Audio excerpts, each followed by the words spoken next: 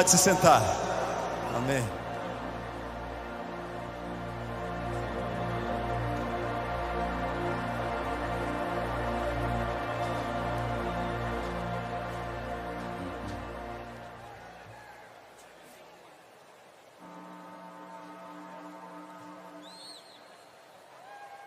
Você gostaria de escutar o Espírito Santo falando para você nessa noite? Diga amém. Você gostaria de descobrir a vontade de Deus para você nessa noite? Diga amém.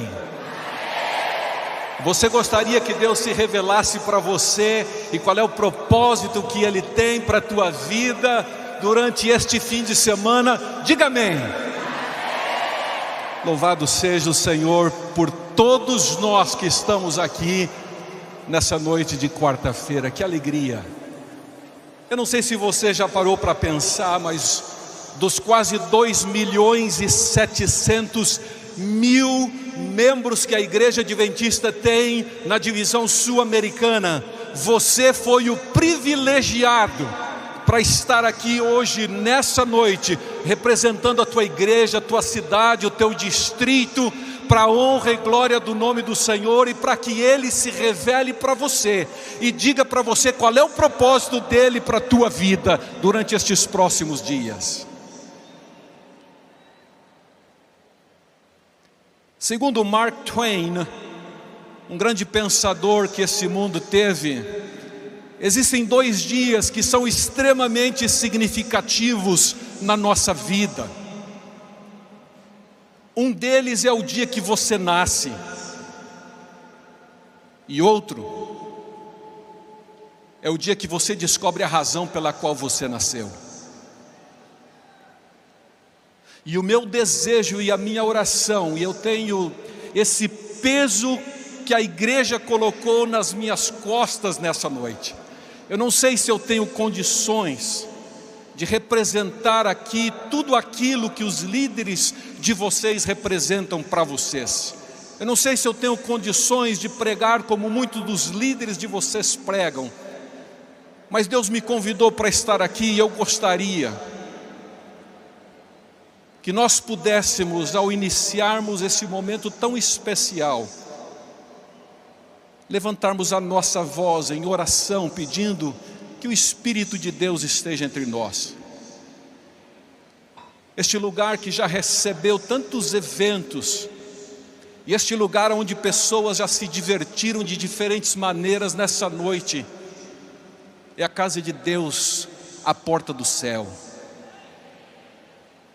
Mas para isso eu preciso das orações de vocês. Eu sei que tem pessoas que já oraram por mim. E eu gostaria de pedir que em 30 segundos você orasse por mim. Eu gostaria que você pudesse levantar a tua voz ao céu e suplicasse a Deus para que tome este vaso quebrado, para que transmita uma mensagem que o céu se agrade e que alimente a cada um de nós. Você pode orar por mim? Ore por mim. 30 segundos. Ore por mim.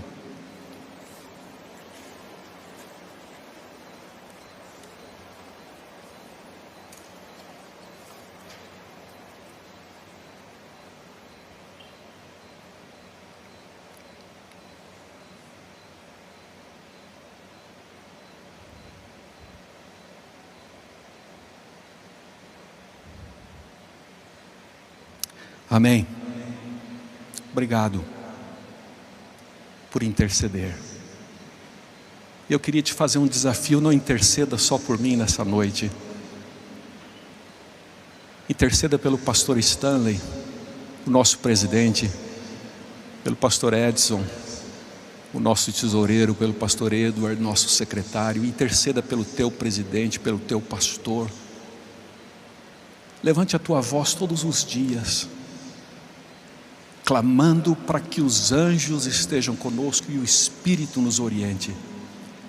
Interceda todos os dias para que você seja uma bênção. Esse é o objetivo da nossa existência. Eu gostaria de, nestes momentos que nós temos, primeiro de tudo fazer um desafio. Eu tenho o meu telefone comigo. Ele é muito útil. Por onde eu ando nesse mundo, ele me mantém conectado com todos os compromissos. Mas se for possível, eu gostaria que você, todos os dias desta semana, se você trouxe a sua Bíblia, não deixe a Bíblia na tua mochila. Traga a tua Bíblia, especialmente durante o dia. Eu sei que hoje, quem sabe, muitos não poderão ler, mas durante o dia, traga a sua Bíblia.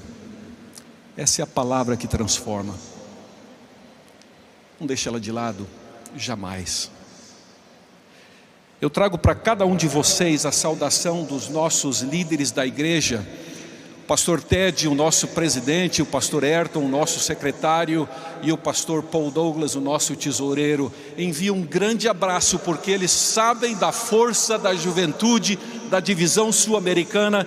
E nestes últimos 45 dias, sem parar, eu tenho viajado em 4 continentes, estive em 11 países, e por onde eu passei em cada um destes lugares, eu tive a alegria de encontrar um representante da divisão sul-americana fazendo o seu melhor para pregar do amor de Jesus e da breve volta do nosso Salvador a lugares aonde muitas pessoas nunca ouviram falar da pregação do Evangelho. E uma das grandes alegrias que eu tive foi de, há 3 semanas atrás, estar no Iraque, próximo da cidade de Bagdad, aonde poucas pessoas chegam, e naquele lugar eu tive a alegria de conhecer um grupo de voluntários missionários da divisão sul-americana que estão fazendo uma tremenda diferença, abençoando pessoas que nunca ouviram falar de Jesus, encaminhando crianças refugiadas do Irã, do Afeganistão, da Síria, e ajudando aqueles que perderam pai, mãe e tantas outras pessoas a conhecerem um pouco da esperança que nós temos e daquela alegria que existe no coração do jovem adventista de saber que nós não somos melhores do que ninguém, nós enfrentamos os mesmos problemas que todos, mas nós temos no coração a certeza que muito breve o sofrimento deste mundo vai terminar, que os nossos pais queridos que já se foram vão ser ressuscitados e que nós vamos viver com Jesus um dia eternamente nos céus. E naquele fim de semana eu tive a alegria de ver 4 pessoas batizadas lá no Iraque, pelo trabalho de jovens da divisão sul-americana. Por isso eu gostaria de falar um pouquinho com vocês nessa noite, como viver Maranata no seu limite. Como viver uma vida que os anjos gostariam de viver e que eles pedem a Deus que dê para eles o privilégio que Deus deu para você e para mim, para que enquanto nós vivermos nessa terra, nós possamos usar todos os dons que Deus colocou à nossa disposição, os talentos que Ele nos deu, para que nós possamos ser uma bênção ao mundo e fazermos a diferença nesse mundo. Como hoje de manhã, por exemplo, eu estava tomando o meu café e alguém veio e colocou no meu copo um suco diferente do que eu pedi. Olha que interessante, simples. E quando ele percebeu que havia colocado um copo de suco, ou suco diferente do que eu havia pedido, eu senti medo ao ele olhar para mim e pedir desculpa. Eu disse: por que você está com medo? Sabe o que ele disse? Porque a maioria das pessoas que vêm aqui, quando eu cometo um erro, elas não me perdoam. O que existe em você que você me olhou com um ar de compaixão e carinho? Eu falei: sabe, nós estamos com um grupo de quase 20 mil jovens aqui que querem ser diferentes e fazer a diferença no mundo. Você pode ser a diferença. Deus quer que nós vivamos o Maranata no seu limite. Eu não sei se você já parou para pensar. A Rússia em guerra com a Ucrânia, China cercando Taiwan, guerra entre Israel e Palestina, Na África, em vários países, guerras constantes. Eu não sei se você já parou para pensar no que está acontecendo no mundo. Aeroporto de Dubai, um dos maiores do mundo, totalmente inundado. Eu estive no Quênia há um mês atrás, mais de 300 pessoas morreram por inundações. Em Papua Nova Guiné, onde está havendo uma grande série de evangelismo nesses dias por jovens da igreja ao redor de todo o mundo, um deslizamento de terra essa semana matou mais de 2.000 pessoas. O que falar do Rio Grande do Sul, meu estado natal? Nunca visto na história. Você olha para estas coisas e você pensa assim: isso é um problema do clima que está mudando, e você vai, quem sabe, sendo afetado por tudo aquilo que a mídia diz, e você esquece que por trás de tudo isso existe a grande guerra do bem contra o mal. E você esquece que é um inimigo que desde o começo da história humana faz o seu melhor ou o seu pior para tentar nos desviar do foco principal. E a Bíblia diz que no final da história nós vamos ver guerras, rumores de guerras. Nós vamos ver pandemia. Você e eu vimos algo que nunca havíamos visto, e isso é só o começo. Nós vimos pessoas em grandes centros urbanos e cada vez aumentando mais a aglomeração de pessoas em grandes centros urbanos. E sabe por que isso está acontecendo? Porque a melhor maneira de Satanás controlar as pessoas é onde tem um grande centro urbano e ninguém pode fazer nada. É ali que ele nos controla. E você olha para tudo isso e você pensa: é o fim. Mas a Bíblia diz, quando você vê todas essas coisas acontecendo, ainda não é o fim. Qual é o sinal do fim? O sinal do fim, o sinal mais claro, aquele sinal que a Bíblia diz que quando acontecer, o fim vem, é aquilo que nós encontramos em Mateus capítulo 24 e o verso 14.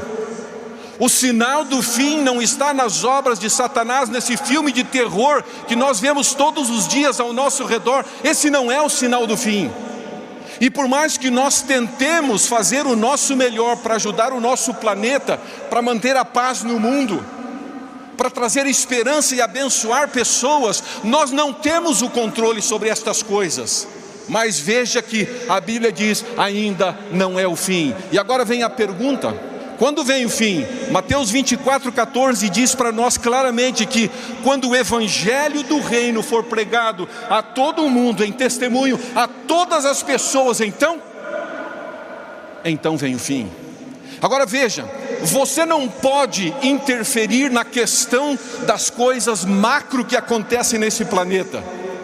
Isso é uma força sobrenatural, que por mais que façamos o nosso melhor, não temos o poder de alterar. Mas uma coisa nós podemos fazer: nós podemos fazer parte daquele movimento profético que começou desde o Gênesis e vai até o Apocalipse, de Deus convidando todas as pessoas pelas quais Jesus morreu e deu a vida, para que nós coloquemos nossa vida, talento, criatividade, energia, recursos e tudo o que Deus nos deu a serviço de abençoar as pessoas e sermos para elas o rosto de Deus.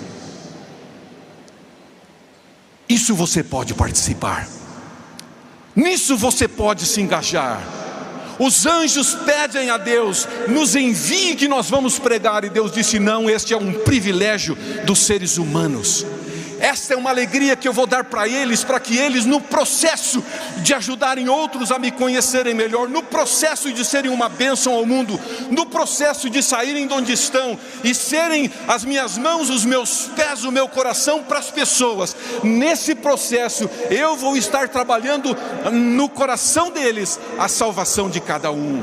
É por isso que Deus nos dá a alegria de fazermos parte, não do movimento que não mostra o fim, mas do movimento que nos mostra que Jesus vai voltar. E é por isso que a igreja está em mais de 200 países, e é por isso que a divisão sul-americana teve a ideia deste movimento missionário, que já começou há muitos anos. E eu não sei se você sabe, mas eu queria lembrar você.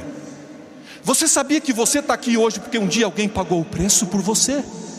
E eu não estou falando de Jesus, não. Eu não estou aqui espiritualizando, não. Um dia um missionário saiu da onde vivia. Um dia um missionário deixou a cama confortável. Um dia um missionário deixou a sua família. Um dia um missionário foi para um lugar onde ele não entendia o idioma. Um dia um missionário foi para um lugar onde ele não gostava, quem sabe, da comida. Um dia um missionário foi para um lugar onde não tinha internet ainda, onde uma carta demorava 3, 4 meses para chegar. E a escola onde eu estudei nos primeiros anos foi uma escola fundada por missionário. A escola onde eu fiz o meu ensino médio foi uma escola fundada por missionários. A escola onde eu fiz a minha graduação foi fundada por missionários. E a escola onde eu estou fazendo a minha pós-graduação foi fundada por missionário. A América do Sul foi fundada por missionário. Louvado seja Deus por estas pessoas que fazem parte de Mateus 24:14. E é por isso que nós estamos nessa noite celebrando o Maranata, porque nós estamos aqui para pregar o Evangelho a todo mundo, e este é o sinal de que Jesus está voltando, e voltando muito em breve. E esse é o sinal que você e eu podemos fazer parte. É aqui aonde nós devemos focar. Não foque nas tragédias, não fique cinzento, gloomy. Foque nas bênçãos, seja bênção. Jovem adventista tem que sorrir. Jovem adventista tem que levantar de cabeça erguida. Jovem adventista, mesmo chorando, tem que caminhar. Jovem adventista tem que colocar recurso para ajudar o Rio Grande do Sul. O ano que vem ajudar o Amazonas. O ano que vem depois ajuda o Equador. Depois ajuda o Peru. Jovem adventista coloca tudo que tem à disposição do serviço e da salvação de pessoas. Desde o Gênesis até o Apocalipse, nós vemos Jesus dando ao ser humano a oportunidade de serviço. É impressionante. E eu me maravilho, por exemplo, com as promessas dele.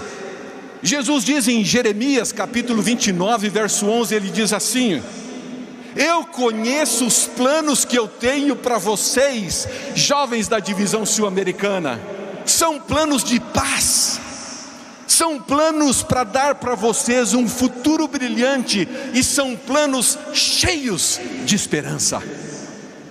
O sonho de Jesus para cada um de nós, e eu espero que ele se revele durante esses próximos dias, é para que você não só lembre do dia que você nasceu, mas para que você lembre mais que tudo esse final de semana, e quem sabe pelo poder de Deus, você vai descobrir a razão pela qual você nasceu. A cada um daqueles que começaram no Gênesis até o Apocalipse, Deus faz um convite. Dá uma olhada comigo. Eu quero ler com vocês o que está escrito no livro de Gênesis, no capítulo 12. Eu vou colocar na tela, mas eu vou também pegar aqui na minha Bíblia. Diz assim, ó: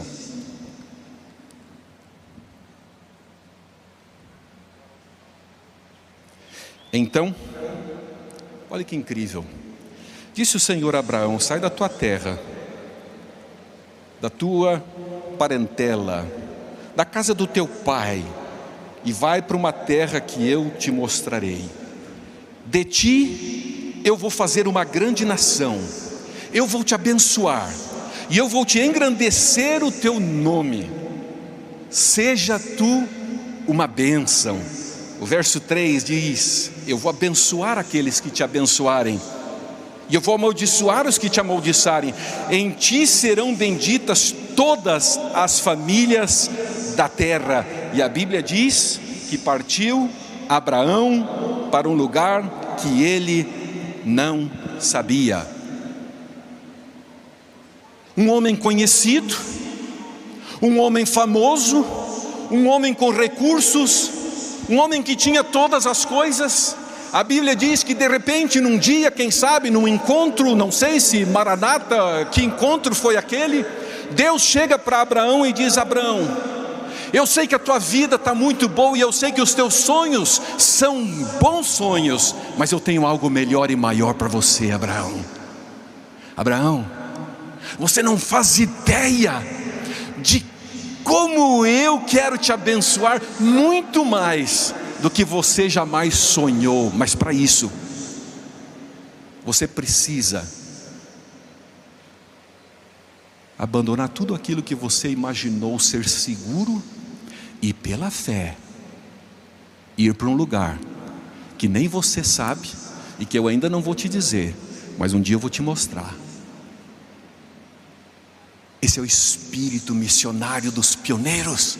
Esse é o espírito daqueles que fundaram a igreja cristã. Esse é o espírito de John Andrews, que há 150 anos atrás, setembro, saiu dos Estados Unidos com a sua filha e o seu menino, e foram os três para a Suíça. O primeiro missionário adventista, ainda jovem, havia perdido a sua mulher, mas ele diz: I will go, eu irei, porque eu sei que sonhando os sonhos de Deus para a minha vida sempre será melhor do que eu sonhar estes limitados sonhos humanos.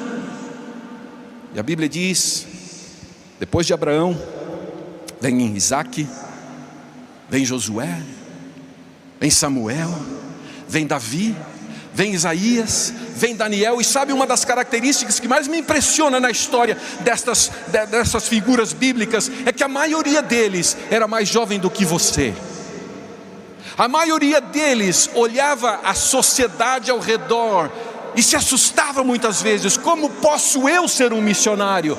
Mas Deus diz: não é pela tua força, não é pelo teu poder, mas será pelo meu espírito. Mas para isso você precisa se entregar completamente. Para isso você precisa viver Maranata no seu limite. Para isso você precisa viver pela fé. Para isso você precisa entender que eu sou o doador de todas as coisas. O dom que você tem de fazer negócio, fui eu que dei. Faça negócio para o Senhor.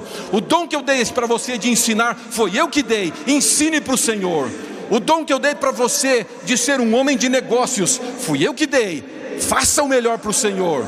Todos esses indivíduos que a Bíblia nos mostra, eles entenderam que enquanto nós sonharmos os nossos sonhos, nós jamais alcançaremos o ideal divino. E todos eles, do Gênesis ao Apocalipse, avançaram. E sabe o que mais me impressiona? Avançaram sem questionar, às vezes com dúvidas. Verdade, eu tive milhares de dúvidas. Inúmeras vezes pensei em desistir. Inúmeras vezes pensei em voltar para casa. No dia 20 de novembro de 2003, foi o dia que eu descobri por que eu havia nascido. Eu nasci em 19 de julho de 69. Esse foi um dos dias mais importantes da minha vida. O segundo foi 20 de novembro de 2003, quando numa noite, num aeroporto que tinha uma lâmpada apenas e umas 5 pessoas esperando, não a mim, apenas no aeroporto, eu cheguei numa cidade a 37 graus abaixo de zero, e ali eu vivi por 11 anos. Não tinha nenhuma capacidade.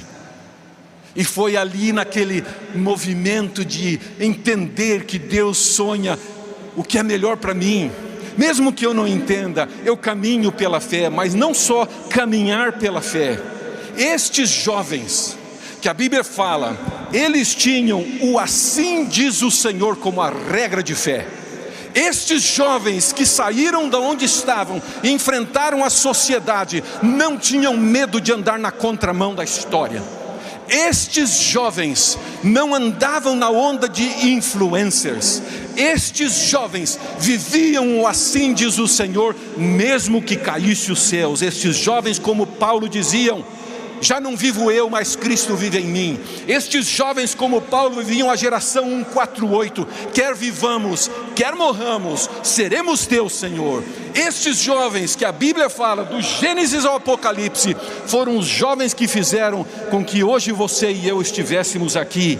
E hoje, você e eu somos chamados. E não só somos chamados, Deus capacita você. Deus dá para você todos os teus dons, não para você aumentar o teu reino na terra, mas Deus dá para você os teus dons para você engrandecer o nome dele na terra e para você ser uma bênção às pessoas até o dia da volta de Jesus.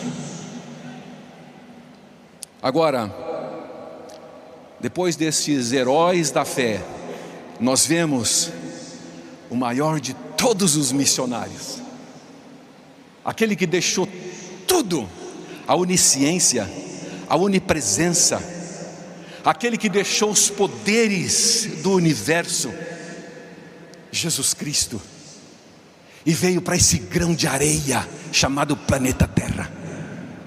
E sabe, meu amigo, foi Ele que deu para você e para mim a certeza de que hoje nós temos a esperança da vida eterna. Eu não sei se você já parou para pensar no que significa o sacrifício de Jesus por nós. Eu não sei se você já parou para pensar no que significa Jesus deixar o universo. Eu estava conversando com Júlio, um jovem voluntário que trabalha na cidade de Erbil, no Iraque. Ele disse: pastor, camarada do meu tamanho, com vários tatus no braço, mas um olhar puro, genuíno, um sorriso largo. Sabe o que ele diz? Pastor, hoje eu sei o que é alegria, hoje eu sei o que é dormir, o sono reparador daqueles que confiam de todo o coração, uma confiança infantil, uma confiança genuína, uma confiança que às vezes tem dúvida, mas uma confiança que avança pela fé. Ele disse: pastor, um dia eu vim num projeto de 2 semanas, e naquela semana eu descobri a segunda razão, que foi o porquê eu havia nascido. Voltei para Curitiba chorando e disse: Senhor, eu quero ser um missionário para o resto da minha vida. Amanhã eu vou contar um pouquinho da história do Júlio, mostrar umas fotos para vocês.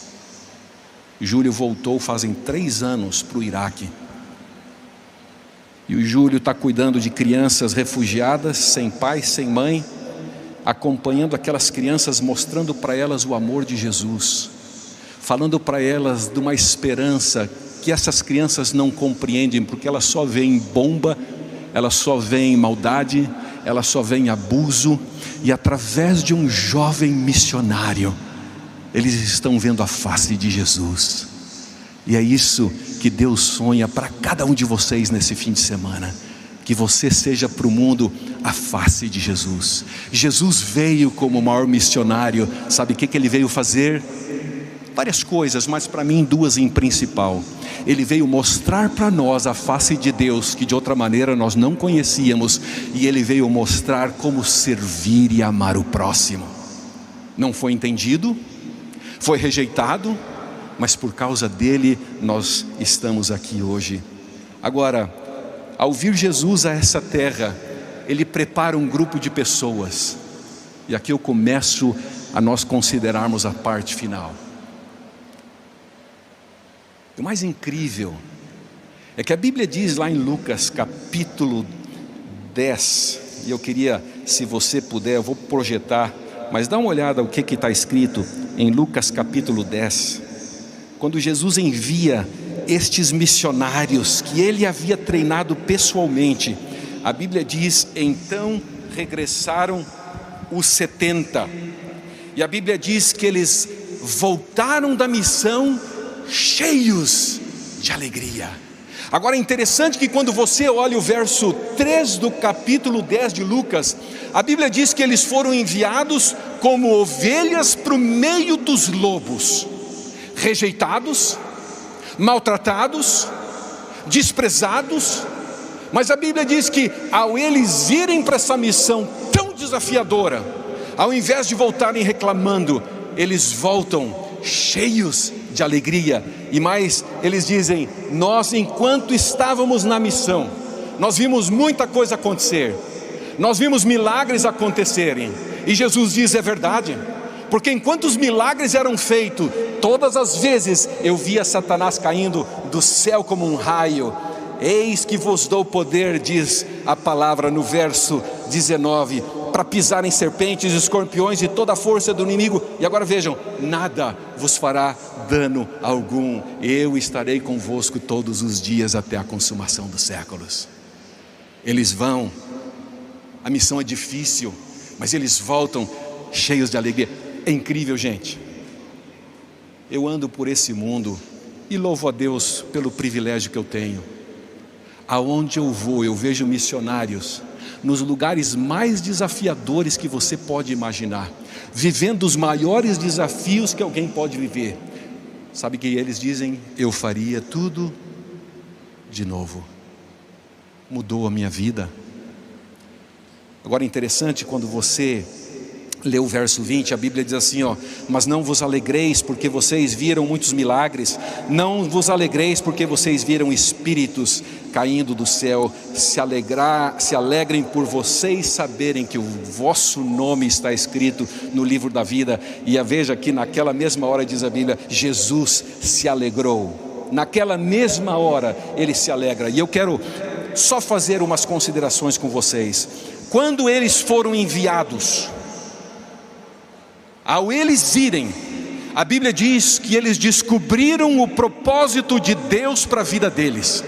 Agora eu quero dizer uma coisa para vocês: o propósito de Deus para você, você nunca vai descobrir sentado no sofá, scrolling os teus reels no teu telefone. É interessante? É. Às vezes a gente dá risada com videozinhos, a gente dá risada. Só que o propósito de Deus você só descobre no momento que você bota o pé na água e no momento que você sai da tua zona de conforto. É nessa hora que Deus se revela para você. É nessa hora que você vai descobrir qual é o propósito que Ele tem para a tua vida. É para isso que durante estes dias você precisa orar: Senhor, revele o teu propósito para a minha vida.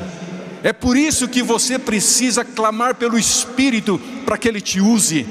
Mas para isso você precisa colocar o pé na água. Para isso, como esses 70, você precisa ir para a missão. E a Bíblia diz que ao eles irem para a missão, outra coisa acontece: eles testemunham do poder de Deus. Você não testemunha o poder de Deus sentado, você não testemunha o poder de Deus nos lugares errados, você só testemunha o poder de Deus quando você está na missão. É quando você vê aquele jovem envolvido em vícios e pelo poder do Espírito você é a fonte de transformação naquela vida. No momento que este jovem aceita Jesus, Satanás cai do céu como um raio. No momento que você ajuda alguém que é abusivo com a sua família a entender o amor de Deus e como devemos viver, nesse momento a Bíblia diz, Satanás cai do céu como um raio.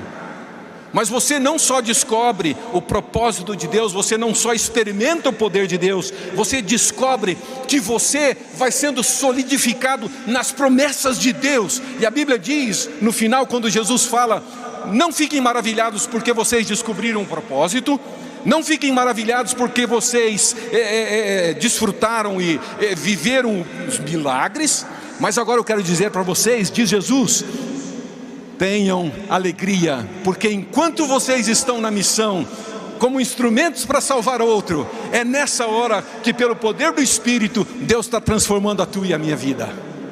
É nessa hora que o teu nome está sendo escrito no livro dos céus. E esse é o maior ato de amor de Jesus por nós. É nos dar o privilégio de nós sermos instrumentos na mão dele para a salvação de outras pessoas. Enquanto nós estamos sendo instrumento nas mãos deles, somos nós que estamos sendo transformados, e é o nosso nome que está sendo escrito no livro da vida. Ellen White diz um texto muito bonito que eu gosto demais, diz assim, o espírito de trabalho altruísta em favor de outras pessoas é que vai trazer profundeza, estabilidade, amabilidade ao nosso caráter e vai nos trazer paz e felicidade. É o que nós mais queremos, é o que nós mais necessitamos. Existe um estudo que há poucos dias eu li, do CDC americano, o Centro de Controle de Doenças, que diz que nos Estados Unidos, olha que interessante, o suicídio é a segunda causa de morte entre jovens entre 15 e 24 anos de idade. Sabe por quê? Porque é uma vida que não está tendo propósito. Você possivelmente conhece alguém que já pensou em tirar a vida. Quem sabe eu estou falando para alguém nessa noite que já refletiu que quem sabe viver não vale a pena. Quem sabe alguém pensa que a dor da morte é melhor do que a dor de viver, e quem sabe está sem saber muitas vezes que caminho seguir. Eu quero dizer para vocês, é quando você sai e você vai servir os outros, é que a tua vida faz sentido, é que você vai entender o propósito e o plano de Deus para vocês. Como diz este grande missionário que morreu na África, a rainha manda buscar o corpo para a Inglaterra. Os africanos dizem: o corpo vocês levam, mas o coração fica aqui. Ele diz assim: envia-me, Senhor, para qualquer lugar, desde que você vá comigo.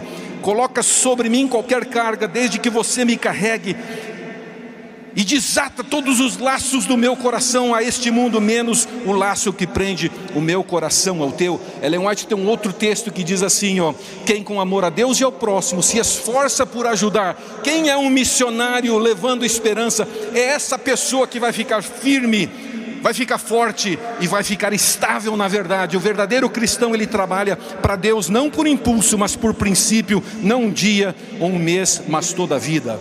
Eu tenho um amigo que eu fiz no ano de 87.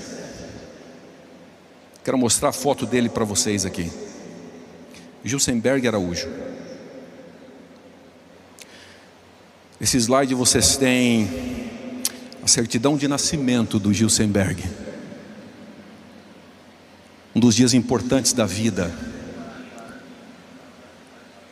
Gilsenberg formou em teologia, recebeu um chamado. Ali tem uma outra folha com um chamado para o Rio Grande do Sul para ser um pastor de igreja. Emprego garantido, salário no bolso, plano de saúde, carreira. Tudo isso é bom, não enche o coração. Sabe o que disse o Gilsenberg? Eu tenho um sonho. Deus já fez tanto por mim. Eu saí lá de Nova Iguaçu, não era ninguém. Hoje eu sou um pastor, mas eu quero ir por este mundo pregar o Evangelho. E o Gilsenberg começa a encontrar como ele poderia ser um jovem voluntário.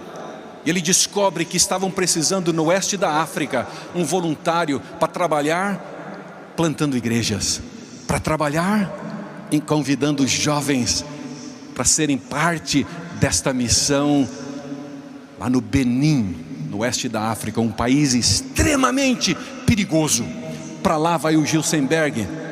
Aqui no Brasil, quem sabe ganharia $600 por mês. Lá no Benin ele ganhava $25 de estipêndio. E ele começa a convidar os jovens locais, e ele começa a treinar aqueles jovens, ele começa a mostrar o amor de Deus, o plano de Deus para eles. Ele começa a ser o rosto de Jesus. As pessoas começam a ver que ele de verdade era apaixonado por elas e estava ali por amor a elas. E estes jovens começam a vir e a participar. E no Natal do ano de 1993, o Gilsenberg foi convidado a ir do Benin até o Togo para passar o Natal com uma família. E no caminho, o Gilsenberg foi morto com 43 tiros numa emboscada.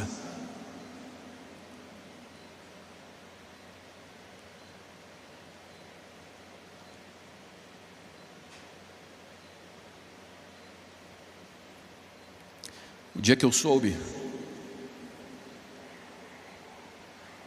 o meu coração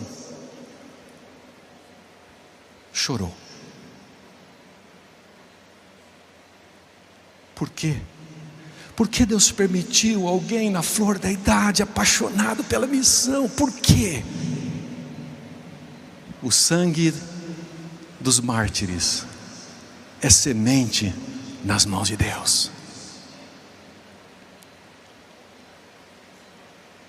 Um daqueles jovens que o Gilsenberg discipulou, há uns dias eu o conheci. Eu queria mostrar a foto dele para vocês. Ele está aqui com o microfone amarelo na mão, chama-se Selom Sessu. E um dia, conversando com ele, eu não fazia a mínima ideia. E ele disse: deixa eu te contar como eu vim para a igreja. Tinha um jovem missionário brasileiro do Rio de Janeiro. E ele me falou o nome, e ele falou de uma forma meio complicada, eu não entendi. E ele continuou contando, e eu disse: eu não acredito que você é um dos frutos do ministério do Gilsenberg. Sabe o que faz o Selom Sessu hoje? Ele é o secretário executivo da divisão do Oeste da África. Aqui ao lado você tem o filho dele, um médico muito bem conceituado, convidado para ir trabalhar nos Estados Unidos, convidado para ir trabalhar na Europa. Sabe o que ele disse? O meu pai é fruto de alguém que deu a vida por nós aqui na África. Eu não vou para a Europa, eu não vou para os Estados Unidos. Ele hoje é um médico missionário no Chad, um dos países mais desafiadores da África. Ali está ele trabalhando como um jovem missionário. Sabe por quê? Porque lá no passado alguém pagou com a vida pela salvação do Selom Sessu e do filho, que hoje são 2 missionários. Mas o mais importante, pela história do Selom, incrível, hoje ele está fazendo um movimento com milhares de jovens voluntários missionários no oeste da África, que estão mudando a realidade daquela região mais desafiadora que existe na África, e milhares de pessoas estão sendo batizadas, e o nome delas sendo registrado no livro dos céus para a honra e glória de Deus, porque um dia um jovem saiu da sua zona de conforto e pagou o preço com a própria vida. Tem um texto que eu gosto muito de um camarada que diz assim, o nosso maior medo não deve ser o medo de falhar, mas sim o medo de sermos bem-sucedidos em coisas que não têm nenhuma importância. Não tenha medo de falhar. Inclusive, se Deus pedir para que eu e você demos a nossa vida por alguém, não tenha medo. Tenha medo de ser bem-sucedido em coisas que não têm nenhuma importância. Esses jovens que eu quero mostrar para vocês aqui, todos eles estão trabalhando em lugares dos mais desafiadores ao redor deste mundo. Todos estes jovens correm risco de vida. Todos estes jovens hoje estão em lugares extremamente perigosos, sendo as mãos, os pés de Jesus. O sangue dos mártires é semente nas mãos de Deus. O Gilsenberg doou a vida. O sangue dele transformou parte da região oeste da África. A divisão sul-americana tem um projeto conhecido como Vida por Vidas. Pessoas que doam para salvar. Nós doamos para salvar para o reino. Muitos de vocês doam para salvar pessoas nessa terra. Nós temos uma história linda que nós gostaríamos agora de colocar na tela para vocês.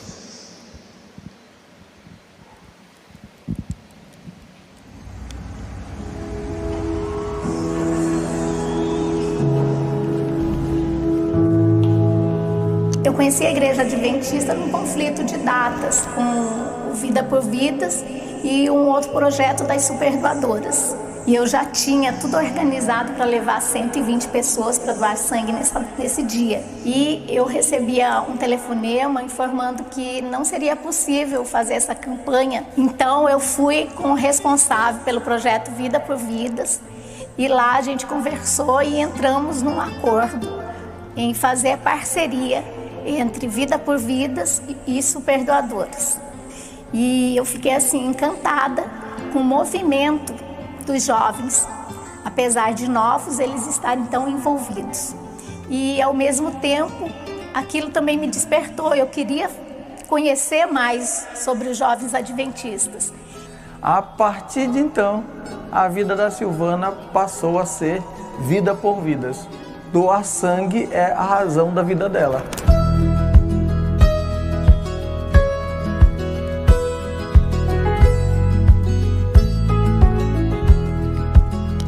Quando eu comecei a frequentar a igreja, frequentar os estudos bíblicos, classe bíblica, sempre quando eu me arrumava, estava me arrumando para ir para a igreja, eu convidava o meu marido, o meu esposo, e ele dizia não. Mesmo ele dizendo não, eu ia para a igreja. Só que quando eu chegava na igreja, eu via que tinha muitos casais ali na igreja, eu estava sozinha.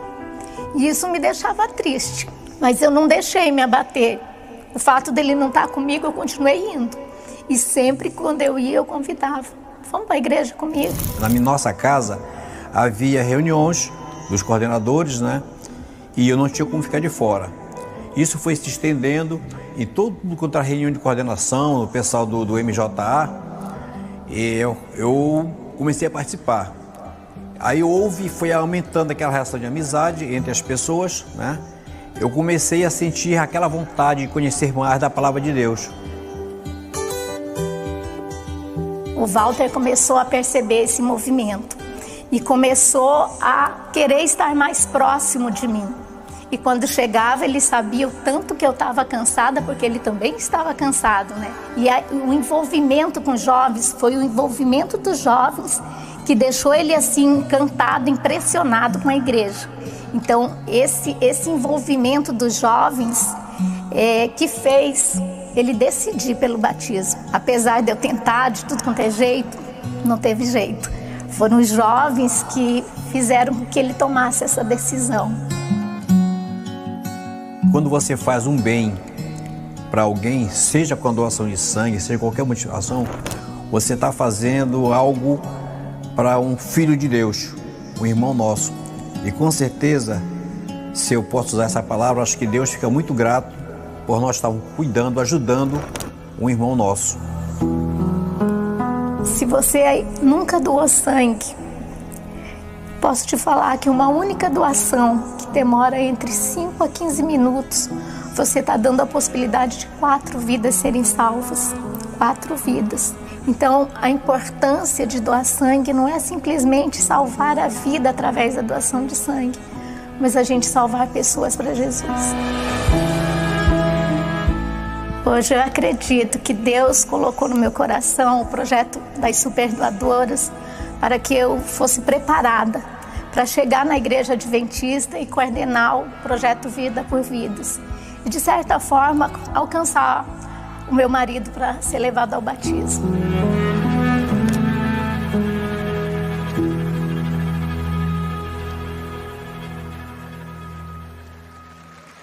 Louvado seja o nome do Senhor, louvado seja o Senhor Jesus. O sangue é semente na mão de Jesus. Walter Bahia, meu amigo, que alegria ter você aqui, Silvana. Você que durante tantas vezes coletou o sangue dessa meninada.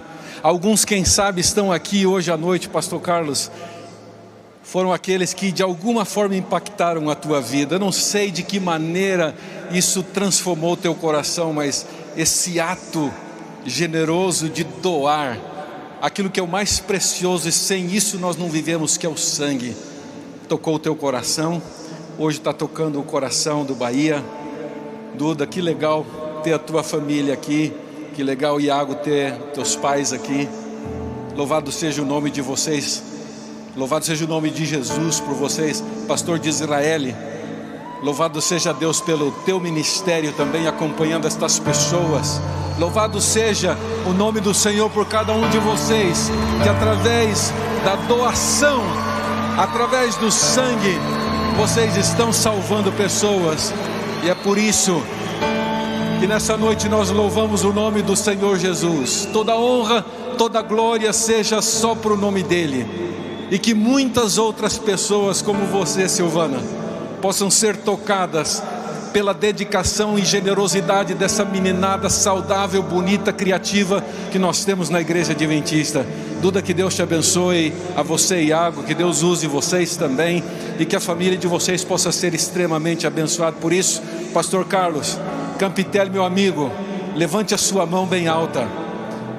E quem sabe você que está conosco, eu queria fazer um desafio para você. Levante. Você que é um jovem que deseja colocar a tua vida nas mãos de Deus, levante. Você que é um jovem que deseja descobrir o poder de Deus e a vontade de Deus, levante. Eu queria fazer um desafio para você. Levante a tua mão para o céu, abençoando o Bahia, a Silvana, a Duda, o Iago, abençoando todos aqueles que, quem sabe, o Espírito está trabalhando no coração deles, para que você, assim como o Bahia descobriu o propósito de Deus, e agora você está testemunhando esse poder maravilhoso de Deus, E agora, nesse momento, o Bahia também está escrevendo o nome dele no livro dos céus. E é por isso que, como ministro do Evangelho, o pastor Campitelli, nosso líder de jovens, batiza o Walter Bahia, em nome do Pai, do Filho e do Espírito Santo. Amém. Amém.